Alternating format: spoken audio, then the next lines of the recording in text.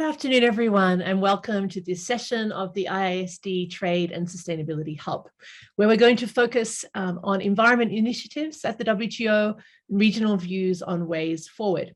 So this session is hosted by the Forum on Trade, Environment and the SDGs, which is a partnership of the Graduate Institute and UNAP. And our focus is on supporting dialogue and action on trade and trade policies that address global environmental crises and advance implementation of the Sustainable Development Goals. So environment and trade issues have been under discussion and a subject of debate at the WTO throughout its 25-year plus history. Environment and trade issues have raised a range of concerns, particularly from developing countries over that time. But also there's been much discussion about positive opportunities to link trade and the environment in ways that can support sustainable development, the relevance of the world trading system, and also ensure that it's fit to deal with some of the key challenges facing the international community. So as you're all aware, at the 12th WTO Ministerial Conference, MC12, WTO members were expected to advance a number of environmental outcomes. And these included a long-awaited step forward on fisheries subsidies reform, as well as ministerial statements co-sponsored by different groups of WTO members on trade and environmental sustainability, plastic pollution and environmentally sustainable plastics trade, and also on fossil fuel subsidy reform. And there was also work underway to produce 1 or 2 paragraphs on the SDGs and environmental sustainability in the ministerial outcome document, which is the multilateral ministerial declaration normally endorsed by all members. Now, as the WTO Ministerial Conference has been postponed, the co-sponsors of the 3 separate ministerial statements are currently considering options for rescheduling their launch. And in light of the proposed new timing also of MC12, which the DG has recently proposed should be in early March 2022. So we don't have a clear timeline yet, but what we do know is that while the statements have not been launched, the WTO members involved are keen to sustain momentum and get to work on the areas outlined in those 3 statements.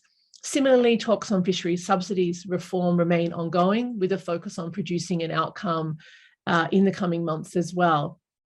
So while we're waiting for members to decide how best to proceed, we think this remains a really good moment for stakeholders and experts around the world, and especially those we've invited today from different regions of the world to continue to discuss these statements and hear more about their regional perspectives on them. It's also a time when I know many of the co-sponsors of these statements will continue to be promoting more developing country participation and engagement in those statements. Now, critically, the statements so far have a broad range of co-sponsors from the WTO membership. The statements on environmental sustainability and on plastic pollution each have over 60 members as co-sponsors. And the statement on fossil fuel subsidy reform has over 43 co-sponsors. We'll post those statements in the chat shortly so that those who haven't seen them can consult them. Now, the IDP was originally a developing country led initiative. It was started first by China and Fiji and has now attracted a diversity of both developed and developing countries. TESS also has a diversity of members as co-sponsors from the 3 largest trading powers, the EU, the US, and China, to some small island developing states, some least developed countries, and developing countries, as well as several economies in transition. But there's an active desire of co-sponsors to encourage other countries to join in the efforts so that these are inclusive and so that developing countries have a voice in shaping the work going forward. So in that spirit, we've invited a great set of panelists to provide their views on the significance of these initiatives at the WTO in the context of efforts in their respective region to support trade and trade policies that advance environment and wider sustainable development goals. So our panelists today will reflect on some of the priorities, opportunities, and challenges from their point of view, particularly in the context of wider, as I said before, sustainable development goals. Now, for TESS, a key focus of our work is supporting the engagement of stakeholders and experts in dialogue on these topics. And so we're really delighted to have our speakers today to broaden this discussion.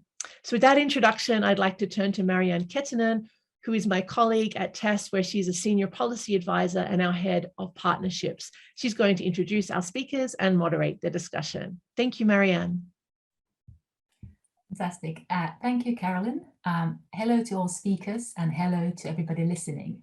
And welcome also indeed from my part. So my name is Marianne and I'll be your moderator today. And as Carolyn said, we have a fantastic lineup of speakers representing different regional perspectives from Latin America, across the Caribbean, via Africa, all the way to India. So I'm confident that by the end of the session, you'll have plenty of food for thought as has to go forward. So before we go on to the speakers, I would just like to explain to everybody what we're going to be doing and how we're going to be having the discussion today. So we'll be doing 2 sets of roundtables with our speakers. And while you're listening in, please feel free to post questions in the chat.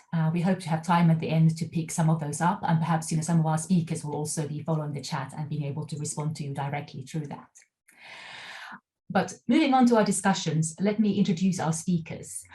And before I start, in the interest of time, just to say I will be quite brief, but to compensate for my briefness, I do hope that while listening in, you take a look at the full bios of our speakers on the website for this session, because I'm sure, like me, you'll be really impressed by their expertise and knowledge when you see that. Our first speaker, I have the pleasure of introducing Dr. Yves Remy. Yves is the director of the Shridath Ramphal Center for International Trade Law, Policy and Services at the University of the West Indies, located on Barbados. Yves is also the chair for the University of the West Indies under the WTO Chair Program. And just briefly, for those who are unfamiliar with this, the Chair Program is a dedicated WTO initiative that promotes trade-related academic activities in developing countries. It's been running since 2009 with increasing interest from countries to participate. And as such, it's an important initiative in supporting the science policy interface in WTO context as well. So welcome, Yves. It's fantastic to have you with us. And I know you have keen interest in trade, climate and sustainability. So looking forward to hear through you from the Caribbean region today. Our second speaker is Dr. Stephen Carini. Stephen is the director of the Regional Integration and Trade Division at the UN Economic Commission for Africa, UNECA for short. Stephen has a very long career in the UN, I think almost 3 decades, if I'm not mistaken. And as such, he is very well placed to provide us some reflections on trade, environment, and sustainability vis-a-vis the African continent. So welcome, Stephen. It's great to have you with us today. Our third speaker is Dr. Anna Toni. Anna is the Executive Director of the Institute for Climate and Society, ICS for short, based in Brazil. ICS is a philanthropic organization that supports climate and action with special focus on social perspectives.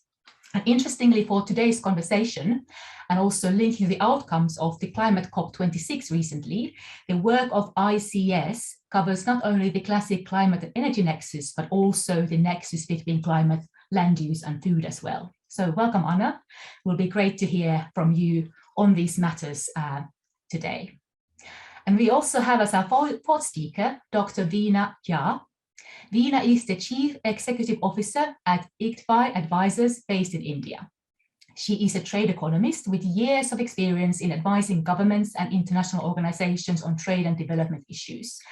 And among many trade-related things, I picked up that Veena has worked on trade barriers vis-a-vis a number of important sectors in the environmental context, including, for example, textiles and clothing and agricultural products.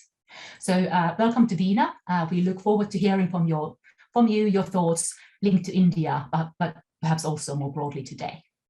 So that is our fantastic lineup for today. And without further ado, we will go into our first question for our speakers, which I will first explain to all of you, and then we just simply go through our speakers one by one, starting with Yves.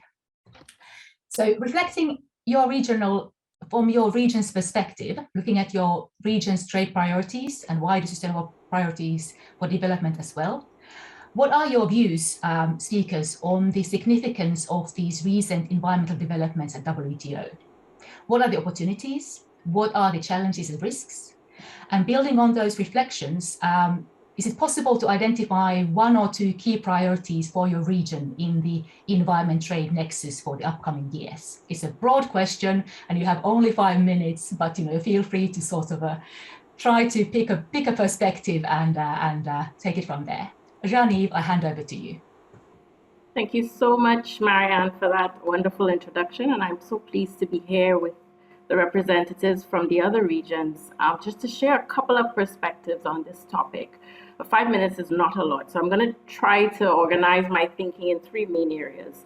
Two really. One, looking at what the Caribbean has been known internationally for in terms of its standard bearing in the area of sustainability in fora like COP, as well as outside of the WTO in the context of SDGs, but less so a huge footprint in these new initiatives, and maybe trying to explain what the schizophrenia might be, the reason for that might be.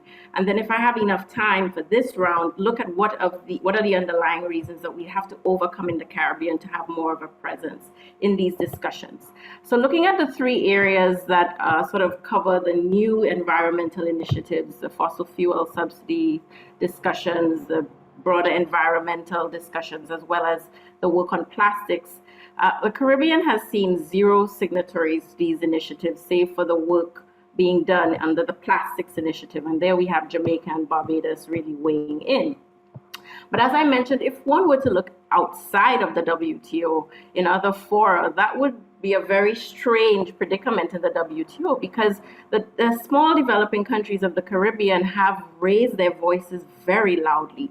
I can think most recently of the Barbados held UNCTAD Ministerial, the 15th conference decision, where we had a Bridgetown Covenant, the SIDS Declaration, and the Speightstown Accord, all 3 documents emerging from UNCTAD under the Barbados now presidency, which lament the impacts of climate change and the degradation of the environment on Caribbean societies.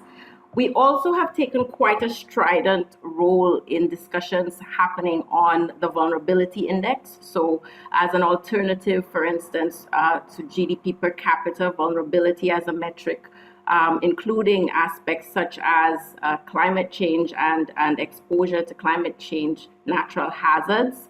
We've taken quite a heavy role in terms of our university professors doing scientific work on the effects of climate change. So work led, for instance, by Michael Taylor from the University of the West Indies. At the COP conference, we heard from the Prime Minister of Barbados, Mayor Motley, Gaston Brown, saying that the region is really supporting efforts to decarbonize and phase out fossil fuels, committing to climate financing, asking members and developed countries in particular to make commitments to financing for climate adaptation. And if we look even closer at the NDCs of many CARICOM states, the push is really to these, zero carbon emission pledges, where many countries have announced targets like Jamaica of 20% renewables by 2030, Barbados with 70% of renewables to source our energy needs by 2037.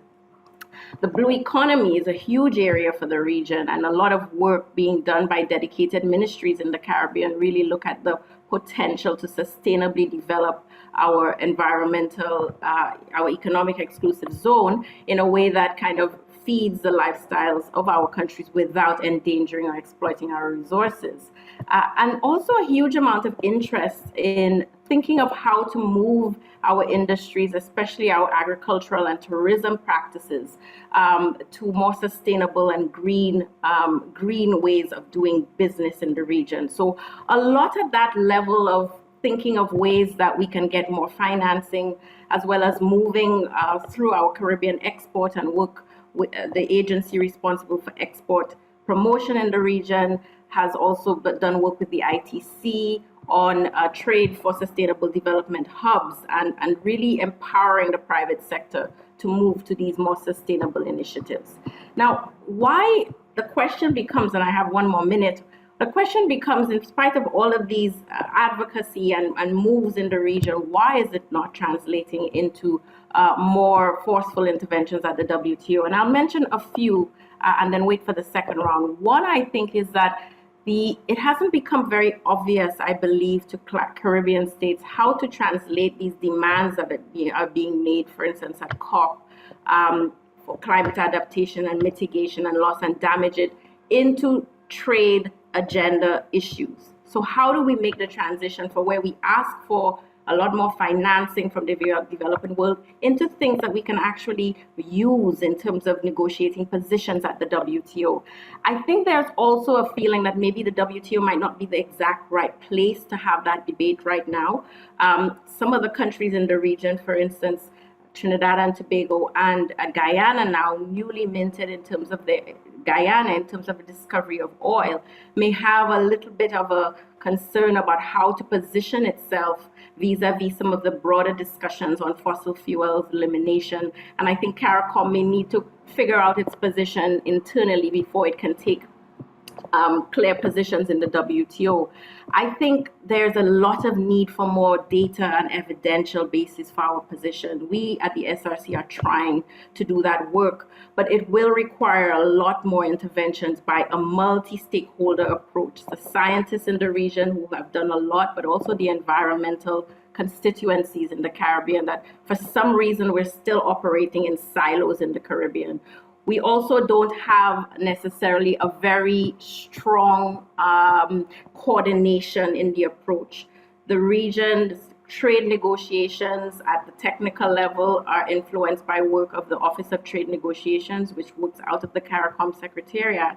But really, member states put forward positions in terms of the actual negotiating demands at the WTO. But who is coordinating all of that work among the stakeholders, among the trade ministries, within the countries in CARICOM? That's a lot of work that needs to be done, because we're doing a lot of things disjointedly, but there's not a meeting of the minds in terms of the positioning in the negotiations. So that's really a very broad view. I will stop here and in the next round of questions try to get more in detail of how I think we can really utilize this space that TESS is providing for more of that coordination at the CARICOM level. Thank you. Fantastic. Thank you, Yves. And I think we all at edge of our seats for this second round to also hear and go to the solutions. But before that, I would like to hand over to Stephen to hear some insights from the African region, African continent. So Stephen, over to you. Thank you, Marianne. And let me say hi to my fellow panelists and also to the participants. And to say that, of course, I've looked at the proposed decisions and the initiatives, plastics, fossil fuels. All of us were looking forward to having an agreement on fisheries. But I would like to start by saying that it is the poor people that are most affected by environmental degradation, or where we have unsustainable production and consumption. So I think if we start from that point, you can see that in a region where we also have a good share of our population that are poor, any conversation that takes place at a multilateral level to do with issues of the environment should be relevant. So obviously, when I saw the proponents of the various initiatives, I was very keen to see which African countries, how many African countries are involved in those. And I was trying to understand how comes I don't see everyone, but maybe as we continue with this conversation, we will be able to understand why. But I wanted to put it on the table that actually it's the poor who are affected most by environmental degradation. Now, the other thing is that the issues of inequality when it comes to the access and the use of the resources, it also has a bearing to the question of poverty. So as the world continues to consume the resources that we have, and there continues to be inequality in the way those resources are exploited, then again, it creates this very bad vicious circle to do with poverty.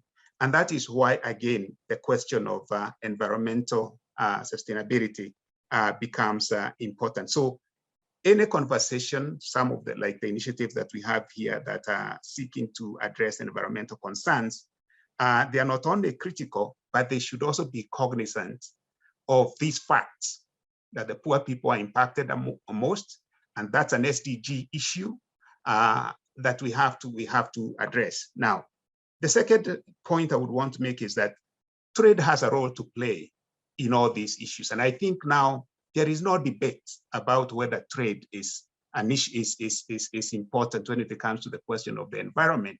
And so if any conversation at the WTO is taking place to do with issues of trade, I think the question of the environment should also be there, because we trade what we produce, we trade what we consume, and so the question whether we are going to produce it in a sustainable way and consume it in a sustainable way becomes quite important. And so, with regards to those statements that we have, the question is: are they ambitious enough, and are they balanced in the right way? At the back of my mind, I'm thinking, for instance, in the case of fisheries, it's an important issue for the African continent. We have a huge continent that is surrounded by both by oceans, and also we have inland waters, and we have a lot of fishermen and fisherwomen who depend on fisheries resources. We have many countries that can actually be able to do more for poverty reduction if they're able to deal with the question of exploiting the blue economy that they can build around fisheries and ocean resources. And the question is whether the plastics, for instance, agreement, does it address the damage that plastics do to the marine resources. Now, when it comes now to the issue of the fossil fuels, this is a very interesting one because it raises the question of just transition. And maybe that is why you don't see a lot of maybe African countries that today have gas resources maybe being part and parcel of this. But maybe it's the way the issue is being framed that is a problem. And I think this relates also to the second part of the panel, because we have done some work here at the ECA, where we have actually been able to find that, and we've done this work for the DRC, for South Africa, for Egypt, for Kenya, and we have found that you actually add more value and create more jobs if you exploit renewable resources in advancing your economic processes than if you depend on the fossil fuels. So if one was actually going to have a conversation around the fossil fuels, you need to provide an opportunity for a transition from coal, and that transition, of course, is through gas, because many African countries have gas resources, or at least they can be able to trade gas resources, because now we have the African Continental Free Trade Area. And let me finish at this point by saying the following. I think since for the last two months or so, we've seen this energy crisis in Europe since the economy started reopening. Everybody is rushing to get gas from wherever they can get it because winter is coming, but nobody is raising the question about is it a good source of energy? But everybody now is saying, don't put any more resources to the exploitation of gas reserves that we have in the African continent. So I think it's these contradictions that probably are making people not want to engage as they should, and also the way we frame the question by not showing that there are opportunities that can emerge from the renewable resources in terms of the growth of our economies and the creation of new jobs. I think that is where we need to focus ourselves in the conversation going forward with the MC12. Thank you. Thank you, Stephen, so much. I can indeed see how your response is going to be linking to the second question we have for the panel. So looking forward to that. Anna, you're next on my list. So same question to you as well. Insights from Brazil, perhaps also even slightly more broadly from the Amazon region and South America. Over to you, Anna.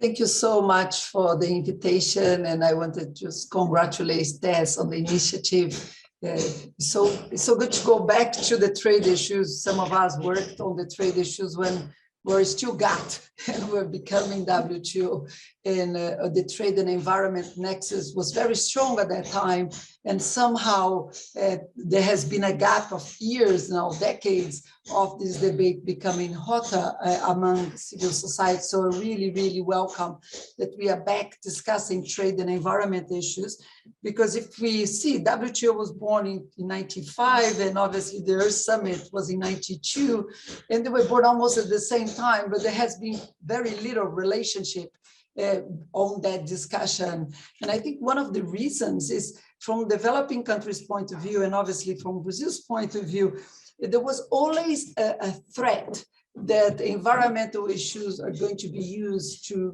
as a protectionism idea. And I think that was very strong in the 90s and in the 20s, and I would say it still is, but I think we have now perhaps been more open for this discussion as we going forward. But that trust that trade tariffs, so the environmental barriers are not being put there just for protection, but really for getting the goals that we decided in the multilateral agreements is absolutely fundamental. So I think, Stephen just mentioned is how much of this new invitation that I really welcome WTO now with these 3 statements. I think it's an excellent beginning for the discussion. How much is going to be of carrots and how much will be looked as the sticks. And I think we needed to have a good balance between carrots and sticks, because I think we are in a moment to see trade issues has been super important for growth. But now we know that's not any type of growth that we wanted. Is a specific type of growth that we can afford as the planet goes, which is a sustainable growth, which is a green growth. So there is no more question about that we need to qualify growth and obviously the types of development that we want. But for that, we also need to look at carrots rather than just sticks. On the 3 statements, I just wanted to say that, as you could see, unfortunately, Brazil is not part of any of them. The Brazilian government, which is really sad to see that Brazil probably still have the fear of the use of environmental measures as a stick or protectionism. So Brazil has not been forward on using trade measures, just the opposite. The present government is using trade to show, look how much everybody's talking about deforestation, and this is like they are just talking about deforestation because of trade interests. And we absolutely know that this is not the case. Deforestation has gone up in a crazy way in the Amazon, and at the same time, Brazil's export on agriculture have gone up. So it's very funny because we can see, for example, in Europe, a lot of good demonstrations that we very much welcome, asking the Brazilian government to control deforestation, but at the same time, people still buying the same products that's causing that deforestation. So you can see there is the political mobilization has very little to do with the trade measures that we are here talking about. But the most of the agriculture products that are coming from the Amazon is not anymore going to Europe or the US. Those agriculture products are, in terms of environment, they're quite good and they don't come from the Amazon, but they're going to other developing countries. They're going especially to Asia, Thailand, and India, and China, other countries, where obviously perhaps the legislation and supply chains are less developed as perhaps they should and that we would like to ensure that they are not linked to deforestation. So in a way, I very much welcome the stick. So for example, looking at supply chains, I think would be extremely important for us to look at supply chain on, in the case deforestation. We saw the statement at the COP about zero deforestation in 2030. very much welcome. How do we translate that on trade? What is going to be the positive role that trade can play in ensuring that this zero deforestation target is going to be fulfilled? Which type of processes we have on supply chain. So we haven't not even started. And I think that's one suggestion. These three statements are really welcome, but let us take zero deforestation, perhaps as the next one to come, because that has been agreed at COP. But I also wanted to say that we need very much to look at the carrots. So looking at the sticks and obviously the supply chains is really, really important. But in the case, for example, of the Amazon, most of the sustainable products from the Amazon, the fruits, the fish that small indigenous people produce, they are not able to export, especially to the developed countries, because of the sanitary measures that you have that does not allow those small players to be able to afford to fulfill all those roles. So I think trade could also be looked at a good carrot, because obviously if those farmers on the ground do not have an alternative, they will go on cattle or soya in the Amazon versus sustainable products such as fruits or nuts or any other sustainable product that they have there. At the moment, we are not giving them these alternatives. And I think that's where we should be looking at carrots and sticks at the same time. I just wanted to my final point here before we go to the second round on the fossil fuel. I thought was really interesting and very much welcome, because on the statement from WTO of those members, they are talking about phasing out subsidies, which I totally welcome. And at the COP, we did not manage to get the language on phasing out. We only got the language of phasing down. So yet you see now these statements going even beyond what we were able to get at the COP, and very much welcoming that. On the plastic, I thought was really interesting, because the plastics are a bit different. We had a tremendous and very successful campaign globally on plastic. And I think what the statement does now is, again, looking at the specific role of trade. So I think going from product to product, or looking at where the environmental gaps are, and I would stress deforestation being a key one for us in the region, would be the best way for WTO going forward. Overall, really happy we are back having this discussion and having the possibility to talk about environmental and trade issues as a force for green growth, rather than a penalty or a supposed protectionism mechanism that all countries normally see that way. So I stop here for the first statement, and we can go back to the discussion. Thank you, Marianne. Thank you, Anna. So carrots and sticks in the right proportion, and let's perhaps see, what we can figure out in the second round as to how to get there. Veena, I would like to hand over to you next, having some insights from India. Thank you very much. I wanted to first of all congratulate the speakers, because a lot of points that they have raised are really relevant for India as well, as it is for the other regions. The second issue I wanted to also point out to you, that not only India, but all of South Asia and much of Asia in general has been missing from all the three statements that have been issued by the ministers.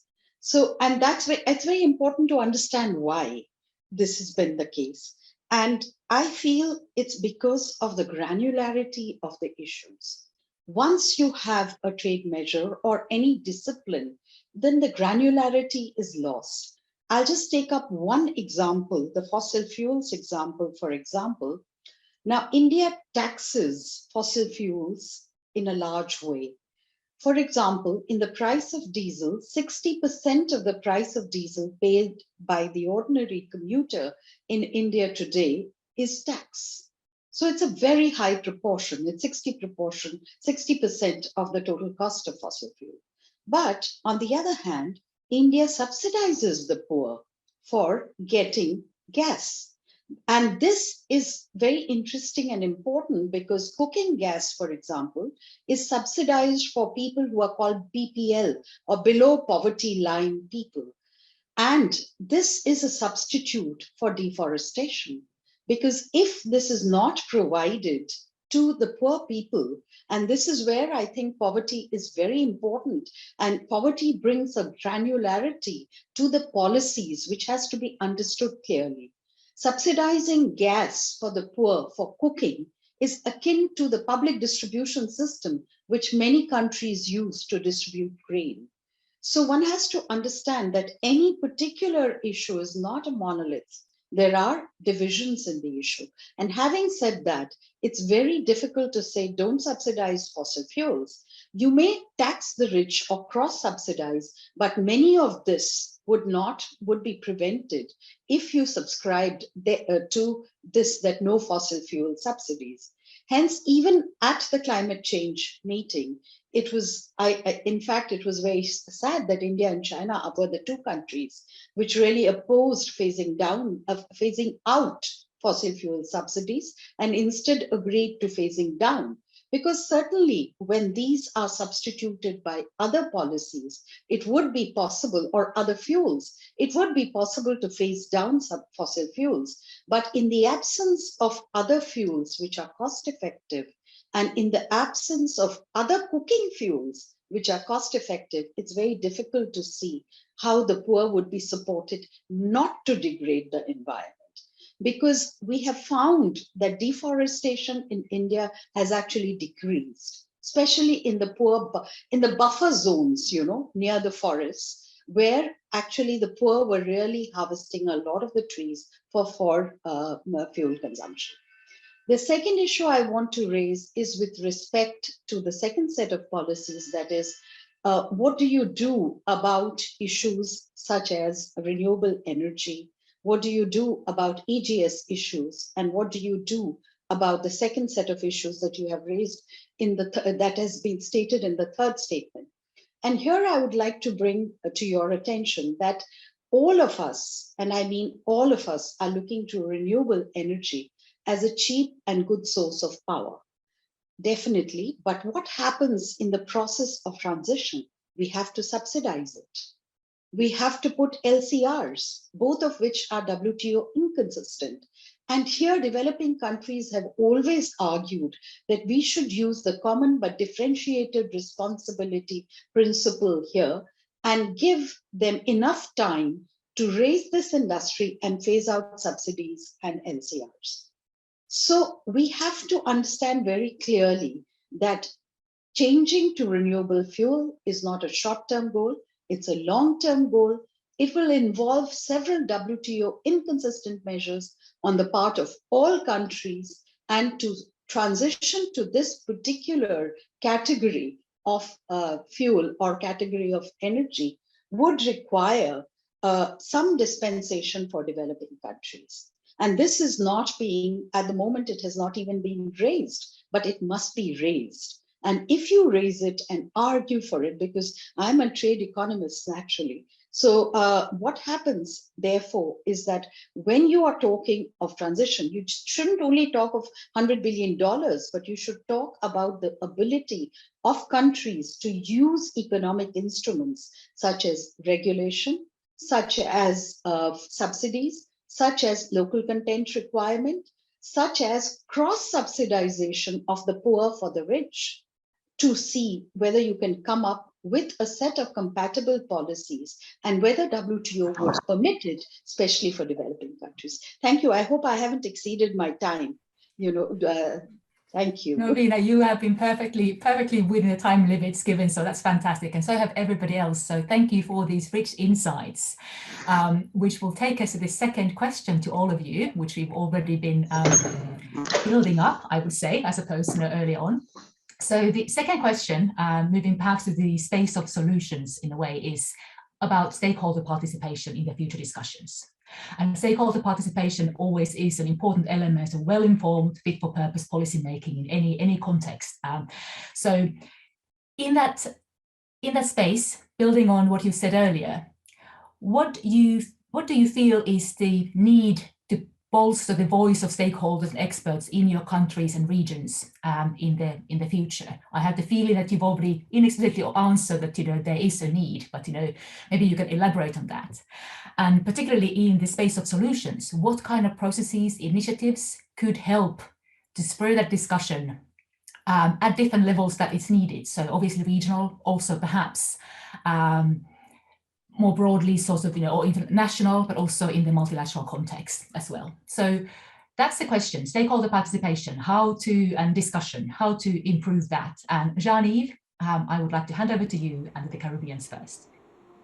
Thank you so much for that. And I will say that listening to all of these other speakers who are clearly a lot more immersed in the environmental sort of realities of their countries is sort of inspiring, and kind of is why the SRC, which is really a trade institute and has been dealing with more of the hard trade issues of CARICOM, is why these types of initiatives are so important, and why the initiative of bringing in a multiplicity of stakeholders is so important in terms of advancing these issues. And so the first place I would start is this idea that the TESS is sort of manifesting of an inclusive and transparent approach to the way trade policy is conducted, and even in terms of the input into the negotiations. So one of the things that keeps bedeviling institutes, small ones like mine in the Caribbean, is access to information. What is happening at the WTO levels? What is coming out of these discussions? That still remains largely within the remit of member states and WTO members. So having these kinds of fora where there's an opportunity to exchange information and views from across the world and really feed into these initiatives and get best practice from other countries and from other regions and other institutes, such as the ones represented here, is sort of a first step in the right direction. I think the TESS model can also be used as an effective model of bringing on board the multitude of constituents within countries as well. So as I mentioned before, right here at the University of the West Indies, we have dedicated experts dealing with climate change from the scientific perspective. We also have experts dealing with biodiversity. But rarely do we have an opportunity to engage and think about how each of these work programs intersect and actually are capable of being addressed at the trade level, at the WTO, in other trade fora. And I think that points to a larger question about mandates of the various institutions. So I think there's a broad acceptance that COP and what COP is doing, and all of the secretariat work of COP is working in silos from what's happening at the WTO. And I think that kind of crossing of mandates is really going to be, at the institutional levels, is really going to set the tone for how countries come to these discussions and how they arm themselves in terms of preparing their negotiators from each of these fora to start to see the linkages. I think this is a big, big issue. I think it was mentioned by some of the panelists before me, which is how is any of this translating into trade issues? That's still an issue that I think has not yet percolated down to those of us doing the work. And I think it can be led intellectually by these types of discussions, but I think a dedicated forum to look at the cross linkages from what's coming out of COP, what's coming out of these multilateral environmental agreements, and how that's translating into trade-related opportunities for countries like my own is really a first step that this initiative is really advancing. I think there's also a lot of room for carving out the space for SIDS, so small island developing states, within these discussions. So we don't have huge rainforests. We have very recent discoveries of things like the fossil fuels in Guyana, etc. But these issues are not dominating the landscape and the discussions that SIDS care about. SIDS care a lot about adaptation financing, foreign direct investment in the newer economy issues, the green economy, the blue economy. How are we getting the international financial institutions to bankroll and provide, for instance, SDR allowances to countries and investors to invest in these newer energies?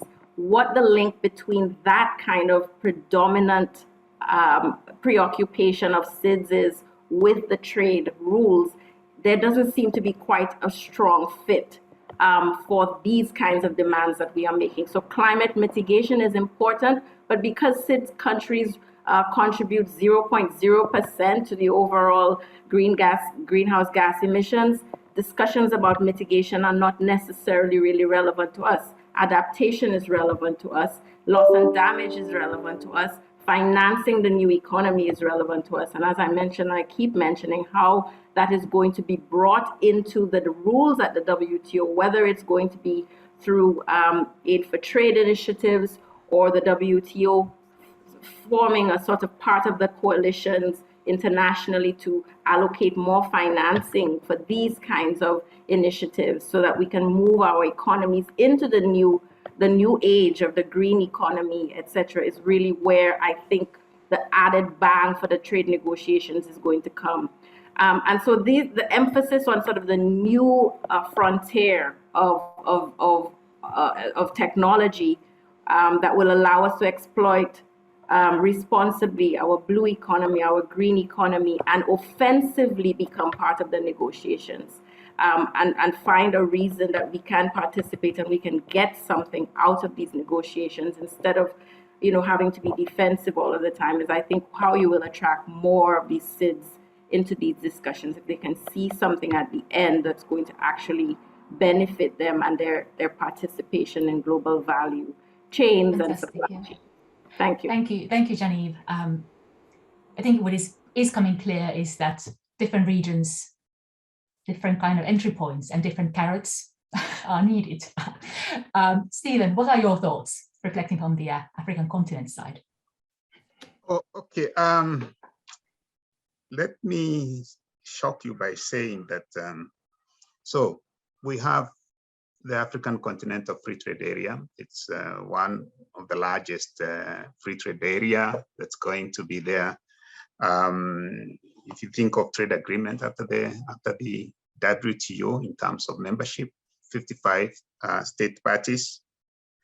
The Economic Commission for Africa has been involved in the intellectual work of this agreement. Besides accompanying, of course, our member states on WTO processes and any other trade agreements. Now, but the point is, in the AFCFTA, we do not talk about trade and environment. See, yet a lot of stakeholders or a lot of people are involved in the process of putting together this agreement. The phase 2 and the phase 3 are still ongoing. And so the question is, we've had COP26. We already have existing multilateral environmental agreements. The question of trade and environment is no longer a question of debate, but how comes we do not have that in our agreement? And I think it's the question of, is somebody going to use it as a stick, the environmental question as a stick, in a protectionist manner. So I was going to say that there is still a lot of work to be done, including in terms of sensitizing the stakeholders when these agreements are being discussed.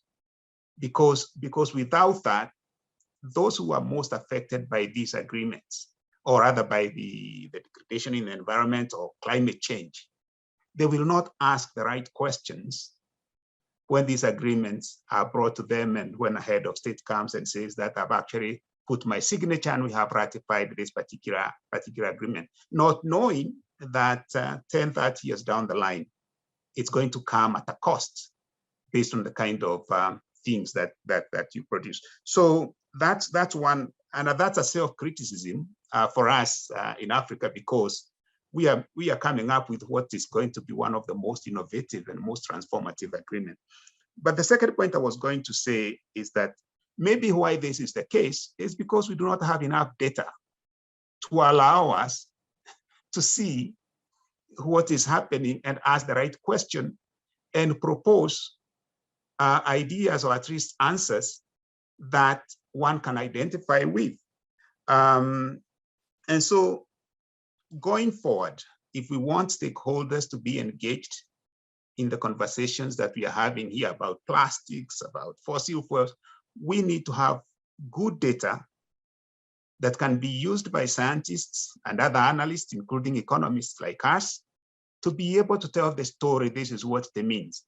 And maybe by doing it that way, many stakeholders would be confident to come and engage because they can see what it means for them.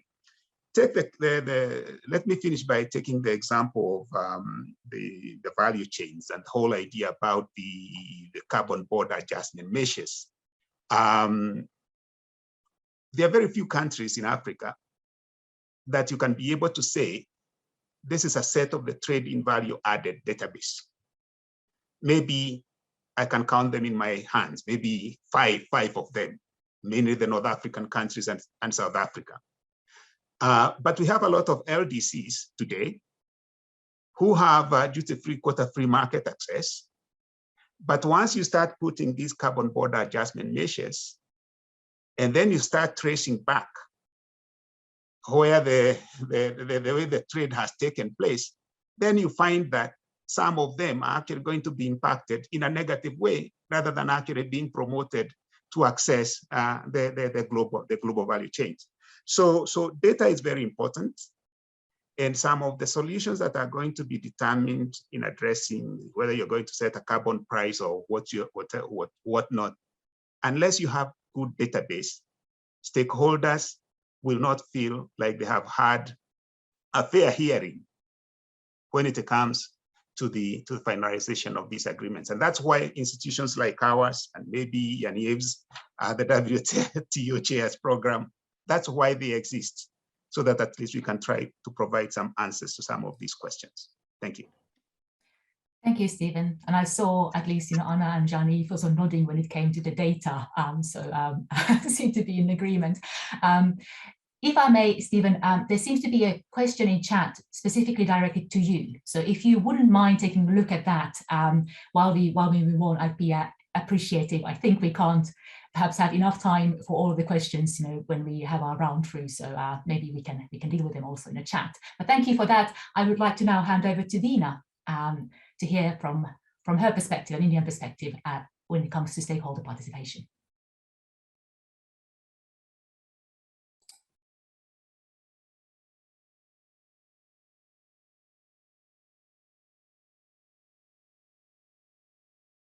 Dina, I think you are, now you're not muted, fantastic. Yeah, I've just activated my mic.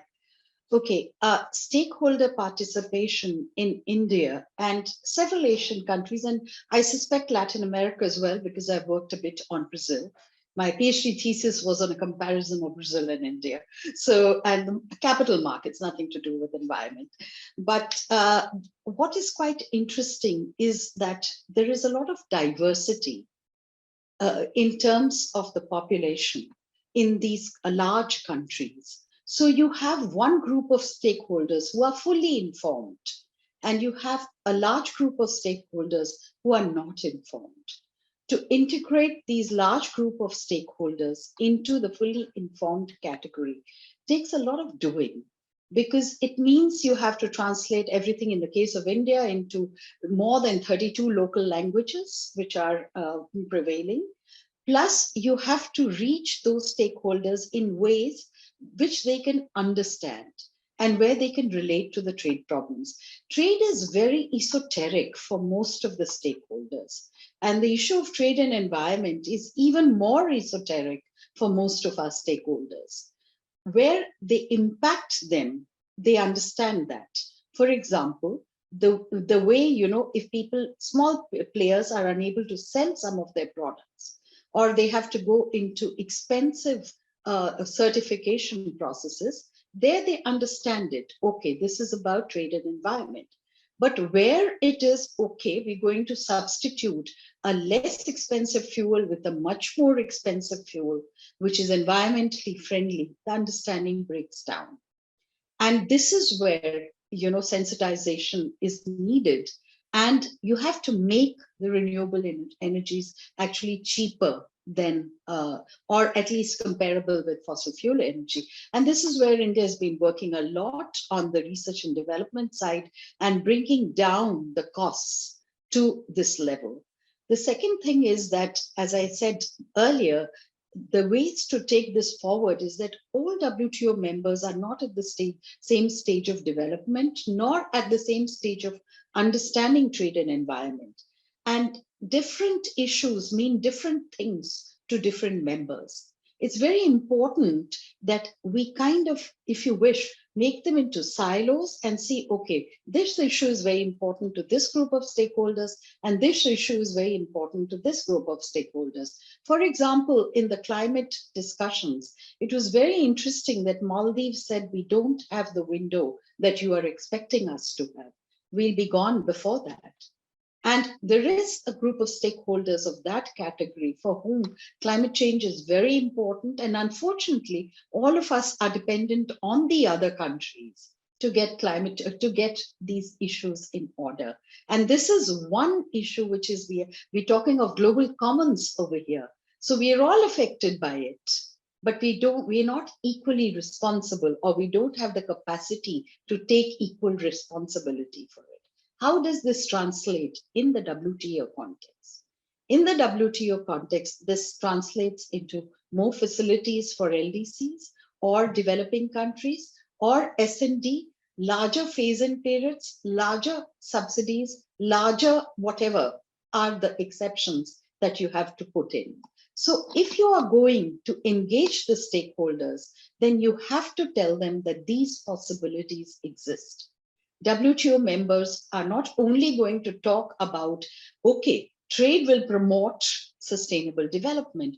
We know that it can, but we equally know that it need not. So it's a necessary but not a sufficient condition. And this has to be understood by all stakeholders in the WTO, particularly all countries, that if we want trade to be an instrument of sustainable development, then we have to level the playing field. And leveling the playing field may imply inducing S&D treatment for these products. It may imply technology sharing for these products. It may imply using the TRIPS exceptions for renewable energy. It may imply a lot of things. We have to work this out very clearly, and we haven't done it. Because so far we're really on the surface. We're talking of like motherhood of very good intentions. And the intentions are, okay, trade must be an instrument of sustainable development, sure, but how? And which country will participate at what level? Which country is going to take on what kind of responsibilities? And we're not only talking of money over here, but we're talking of many other things which has to be understood. So I feel that stakeholder participation will be really encouraged once we break down these issues under different headings. We have the issue of aid for trade, which is available for some countries, not for most countries, but for some LDCs. Aid for trade also has to have an underlying policy basis. It can't be just that this is good or that is good and so forth. So we have to, once we break down the granularity of the issues, what it implies for different groups of countries, what are the obligations that different groups of countries will undertake to come to this agreement, stakeholder participation will increase. And here I'm talking of country participation in the WTO on all the three plurilaterals that have come up. They are all good. Every country needs it, but every country does not have equal capacity to participate in these obligations. So we have to break it down into these particular silos. Thank you. I hope I haven't spoken too much. No, that's great. Thank you, Veena. So that's a call to working it out or breaking it out. And with that, I'm going to hand it over to Anna. Thank you. Thank you. Hello. Can you hear me? Yeah. Thank you so much.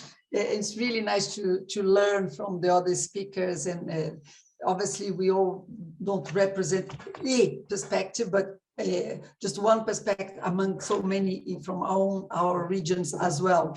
But I wanted to give a good example, Marianne, on where a lack of capacity, lack of data, as was discussed, and lack of participation has really been stopped trade in a bad way because we haven't advanced. The issue of EU-Mercosur, probably many of us have been following. This is an agreement that has been discussed for more than 20 years. When there was an agreement, the deforestation rates started going up very quickly. And because of that, societies in Brazil, in Argentina, in Europe, all countries have mobilized, and the agreement has not been finalized or signed. Because the perception was that EU-Mercosur will increase deforestation. And only after the discussion started and the agreement had been stopped, quickly people start doing research. And as Stephen was saying, what is the research should have been done before rather than after? But the research seems to show that yes, EU-Mercosur, as it stands now on the agreement, it would cause concerns for more deforestation because would bring the frontier up. So yes, could bring concerns, but we didn't have these discussions. We did not have the participation before. We did not have the studies before. So independently on which side one is on the EU-Mercosur or what the study says, what I think is really important, and that's why, again, I say thank you for bringing these issues now of the WTO from the beginning, because in order to participate, and I think Vina just talked about that, we need to have the tools to have an effective participation. And that is capacity at the national levels in developing countries, which we rarely have. Secondly, we have to have not only capacity of governments, but think tanks, economists. So we have to have a field of players working on trade and environment. And at the moment, we don't have, unfortunately, really unfortunate. Some countries like in Europe, you have a lot of capacity. In other countries, unfortunately, we have much less. Transparency, and I saw one of the comments in the chat, I believe he's a diplomat, mentioned that Brazil has been very active on those statements. We never know, we haven't heard. So yes, it would have been really nice that the Brazilian government would have called upon experts, think tanks, NGOs, indigenous people to have this conversation that they are having, so that we have more knowledge of what the Brazilian official position is. So without having the capacity on the ground, participation can be very biased and dangerous, and we need to have that capacity. So I think there is a first step to it that we have not done so. On CBAM, that was also mentioned, there's a huge debate now about CBAM, and some of the studies that we start seeing is that perhaps for some countries, in developing countries, CBAM is not going to be as bad as for others. So it's not going to impact all the countries at the same time.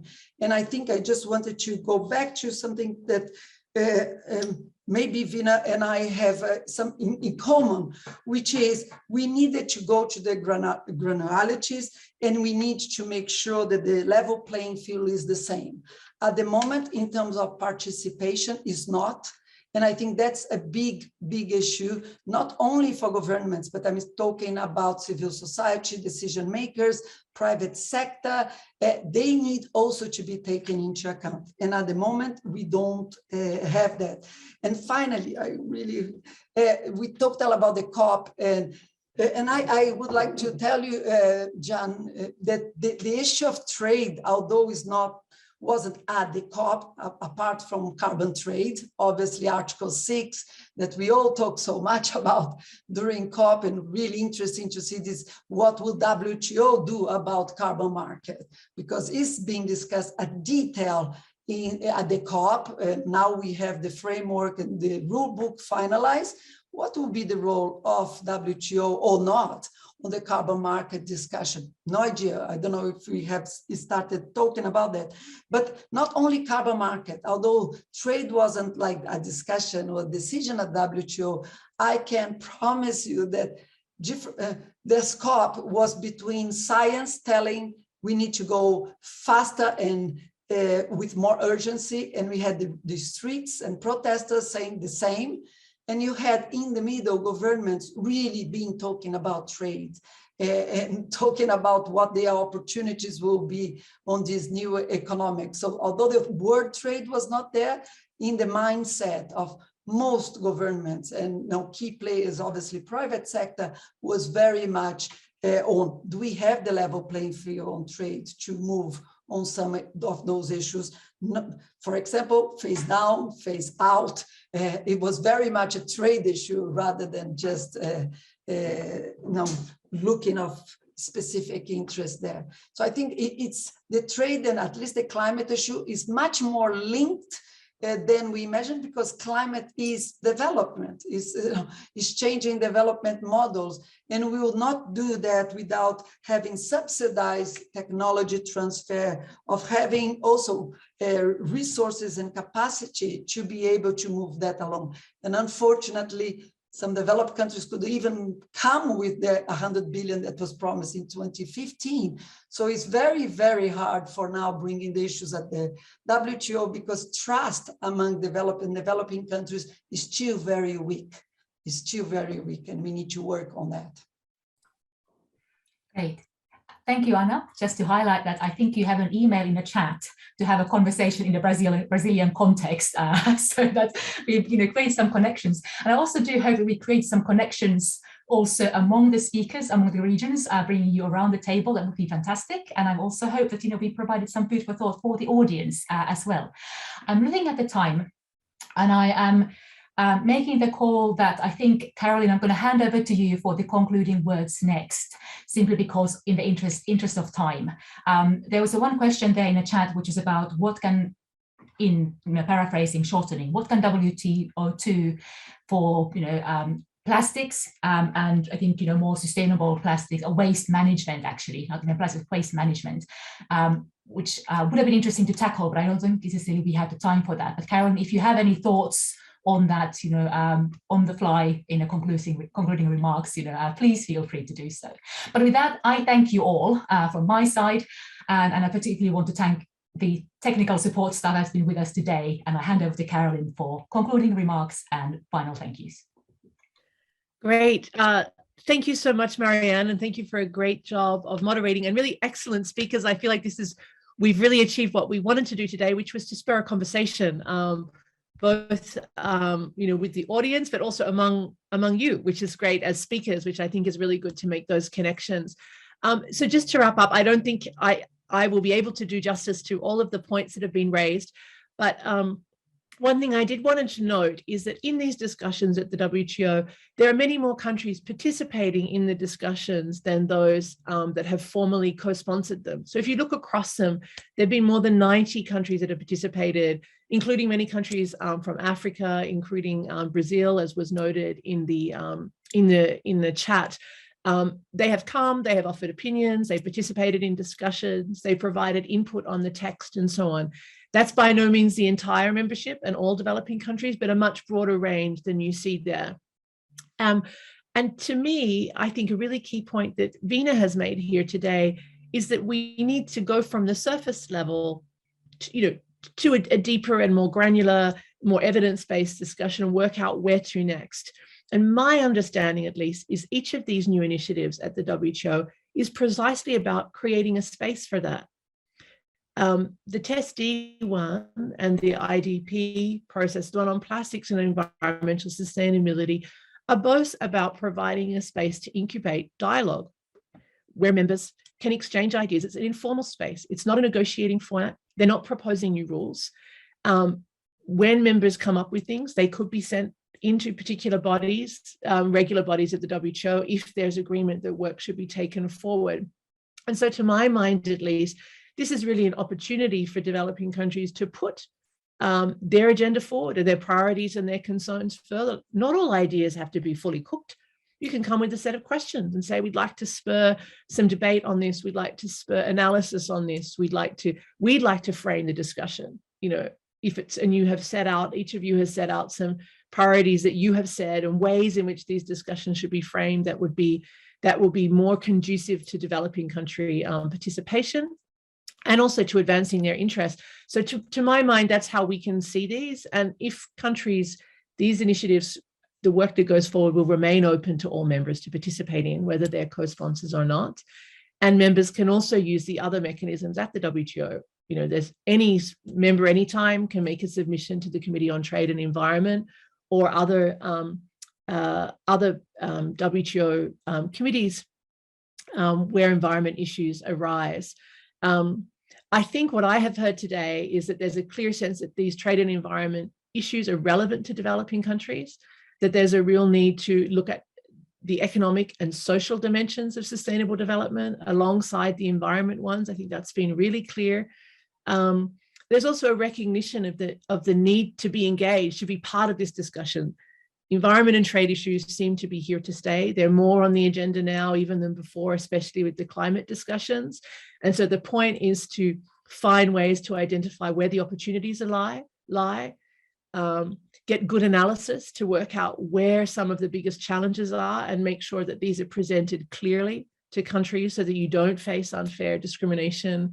And so that your particular aspects that are of greatest interest to your economies are front and center. So I think with that, the other point I've taken today is that at the national level or regional level, we really need support for more analysis and more data. There's scope for more learning between regions and between countries about the kinds of challenges that are faced.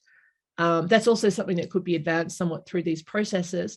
But there's a need for more stakeholder consultations domestically with the business sector, the research sector, and the NGO sector, and also to spur the discussions that are needed among government ministries. So as Yves said, you connect your climate people with your trade people, with your forest people and agriculture people and so on, so you can come up with a more joined up agenda. So I don't have any more answers than that today, except to try and wrap this up. But I'm so grateful for these perspectives and having followed these discussions in Geneva over the past year. I'm a great advocate for hearing more from stakeholders from the regions and from developing and for using these as a way to stimulate these discussions as a way to stimulate the connections we need between negotiators, government departments, and stakeholders back home. So thank you all so much for joining us. A great set of speakers with clear perspectives and good ideas. A core purpose for us at TESS is to try to create bridges, and I feel today we've helped achieve that goal. So thank you very, very much. And thank you also to IISD for hosting this Trade and Sustainability Hub. Thank you.